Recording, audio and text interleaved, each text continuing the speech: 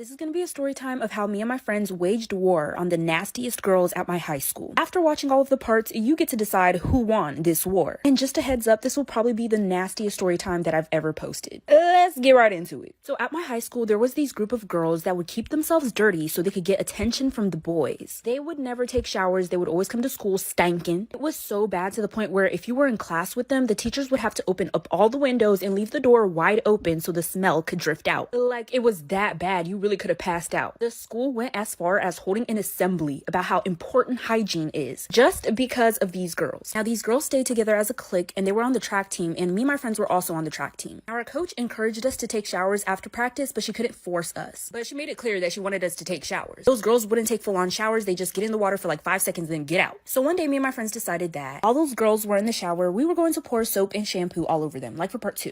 This is going to be part 3 of how me and my friends waged war on the nastiest girls at our high school. So like I said, those girls that never took showers had gotten a train ran on them by one of my friend's boyfriend and some of his friends. This pissed my friend off so bad, she was acting out of character. And I say out of character, I'm talking about this girl was saying, oh, I'm gonna poison her, I'm gonna run this bitch over. At the time, it seemed excessive, but just wait until you hear the whole story and you'll understand why it would have been justified. So my friend had asked her, her ex-boyfriend why he did what he did. He said that they didn't smell bad at the time and it was just spur of the moment. But he knew that his own girlfriend did not like those girls. My friend would talk shit about those girls to him. And it's the fact that he still had the audacity to put his dingling in my friend after he had ran a train on those girls. Like, that's disrespectful. And so to get back at these girls, my friend decided that she was going to stay in the locker room for track practice after all the girls left the locker room. And she took a piss on all of those girls' clothes. This led to one of the girls getting a rash that got really bad to the point where she had to be hospitalized. Trust me, you're gonna want to like for part 4. So this is going to be part 4 of the time my friends and I waged war on the nastiest girls at our high school. So after my friend had pissed on those girls' clothes for giving her an STD, one of the girls got a really bad rash for wearing those clothes and had to be hospitalized. Now, I would have said that my friend went too far if it wasn't for this. So my track team ended up going on a camping trip,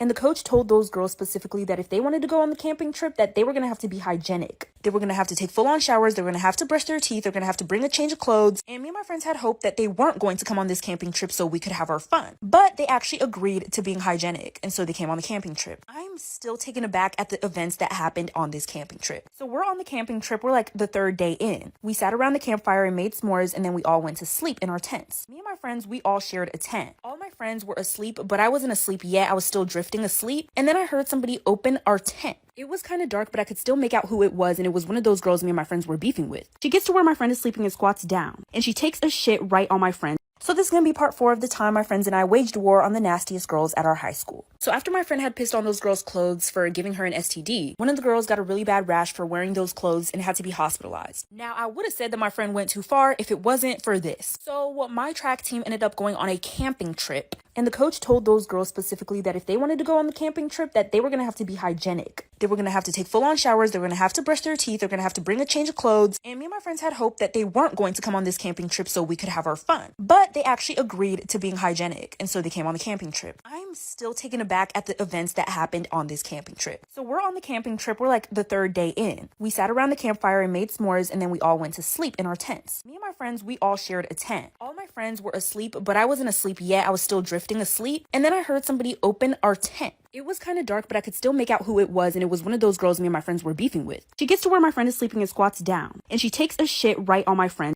This is going to be part 5 of the time my friends and I waged war on the nastiest girls at our high school. Like I said, we're on a camping trip, and my friends and I are all sleeping in a tent. One of those girls we're beefing with comes into the tent, squats down on one of my friend's faces, and takes a shit right on her face. Mind you, she thought that I was sleeping, so once I screamed at her, like, what the fuck are you doing? She gets up and runs out of the tent. This girl is butt-ass naked, okay? My friend eventually wakes up, and she's smacking her lips like, what is that taste? And I'm telling her, like, do not swallow. Whatever you do not swallow. And I'm like, girl, it's just some chocolate from the s'mores we made earlier. I was trying to get her not to freak out because she was going to mollywop Miss Butt Naked Nasty. She eventually figures out what it is, and she's like, is this some type of sick joke? And so I'm telling her, no, bitch, who the fuck do you think I am? So I run out the tent, and then I see one of those girls, like, fast walking towards the woods, and she's looking behind her, and then she sees me. So I start running after her, and she starts dashing through the woods. I'm cussing her out like, bitch, you're fucking nasty. Fuck is wrong with you? Eventually, our coaches hear the noise, and they wake up like for part 6. This is gonna be part 6 of the time my friends and I waged war on the nastiest girls at our high school. Like I said, after I'm chasing this girl for taking a shit on my friend's face, I'm cussing her out, running behind her. Eventually, I lose her in the woods and I have to walk back to where we were camping. Our coaches had woken up at that point and they were talking to my friend who had shit all over her face. She was telling them, like, I don't even know what's going on. And so once they saw me, they were asking me, like, what's happening? And I'm basically telling them everything that happened. And so the coaches start looking for this girl. Eventually, they find her butt naked somewhere. They called that girl's parents and then my friend's parents to let them know what had happened. And my friend's mom decided that she did not want my friend on the camping trip anymore. So they cut the camping trip short, and for the rest of the time, they kept that girl and my friend separated. Just so you guys know, me and my friends could not beat up those girls because we were athletic academic scholars, bitch. They are not worth it. But once we went to school again, the school ended up expelling all of those girls. And it's because my friend's complaint about them was kind of the last straw. They had so many complaints about their hygiene, how dirty they were, so the school was just kind of like, okay, we're done with y'all. That was the end of it. Who do y'all think won this war?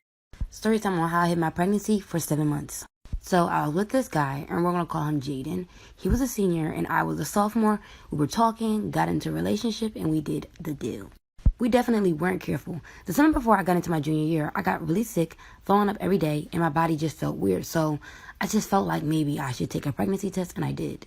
It came up pregnant. Then 2 weeks later, I finally gained the courage to finally tell Jaden. And he was so mad and said that he can't ever take care of a child because he's going to college and I had to finish high school. I kind of felt bad because he wasn't a little more sensitive, but he made it seem like it was all my fault that I got pregnant. So he told his older brother about it, and he gave him $500 to give to me to get an abortion. When he gave me the money, I kind of felt irritated that he didn't even want to go with me to get the abortion. So instead, I took the money, bought new clothes, got my hair done, and nails done. And you won't believe what I did to cover this all up. Come back for part 2. Part 2 on how I hid my pregnancy for 7 months. So, like I said, I took the $500 my boyfriend gave me to get the abortion, and instead I bought new clothes, hair, and I got my nails done. After buying all of that, I ghosted my boyfriend for like 2 weeks because I was scared that he'd be upset that I didn't get the abortion. Then randomly, I get a knock on my door, and it's my boyfriend. He popped up at my door. He was mad at me, questioning why I haven't been talking to him, and wondering if I was giving my attention to another man. I was like, no, I lost my phone. And he could tell that I was lying. And he was like, you're cheating on me. You're sick. I never want to see you again. So glad you got rid of that thing because I never want to raise a child with you. Afterwards, I felt so bad. I tried to message him, but he blocked me. And eventually, he went off to college. So my plan was to try to hide the fact that I was pregnant. Didn't tell my family or friends. Once I had the baby in private, I probably would just throw it in the trash or throw it away somewhere. I don't know. Running out of time. I'll be back with a part 3. Part 3 on how I hid my pregnancy for 7 months. So Jaden completely left me, and there I was just pregnant. And my plan was to wait till I had a baby and just toss it in the trash somewhere, honestly. And I know this sounds crazy, but at the time I was stressed, very delusional and depressed. I thought if I told him I was pregnant, I would ruin his life. And plus, he'd be mad at me because I didn't get the abortion. And also, I started thinking, like, even if I did want to tell him, I couldn't because he blocked me. So to hide my pregnancy, I would wear baggier clothes. When I was around people, I would sit down, and I didn't want to stand up because I didn't want people to see my stomach protruding out. I wouldn't go out anywhere, and the only time I came out was to get food and go to the bathroom. I wasn't going to the doctors, taking any medication. I was just dealing with whatever pain the pregnancy was putting me through. Also, during this time, Jaden got a new girlfriend and was posting her. And I was so sad because I was here alone, holding a baby that he didn't want. At times, I felt the S word. Part 4 will be up next. This is why you should never trust your friend if they tell you that their pet don't bite. Charla Nash would go over to her friend's house, Sandra, every now and then to watch over her 200-pound chimpanzee. Charla knew straight off the bat that she did not like that chimpanzee because it always scared her. There was even a time where the chimpanzee jumped on Charla's back and ripped out a chunk of her hair. Charla started crying, but her friend Sandra thought it was funny. Sandra would not be laughing at anything that chimpanzee did much longer after this day. One day, Charla gets a call from Sandra saying her chimpanzee wouldn't go back in the cage and she needed some help. Charla drove over there to help her friend, and immediately after, Sandra would have to call the police. By the time the police arrived, Charla was laying on the ground with half of her face eaten off, no jaw, her nose hanging from her face by a piece of her skin, and with both of her hands ripped off. This is what Charla looked like before her attack. Her entire face was mutilated after the attack, but since the photos are super graphic, they'll be posted on my Instagram story. Part 2 will include the unsettling phone call Sandra made to the police and how she described her friend getting eaten and ripped apart. This is going to be part 2 of why you should never trust your friend if they tell you that their pet don't bite. Sandra never imagined that after she called her friend over to help her put her 200-pound chimpanzee back in his cage, since he wouldn't go in, she would have to make a phone call to the police and report how her chimpanzee ate her friend alive. This is the audio clip. Please! What's the problem with your friend? I need to know.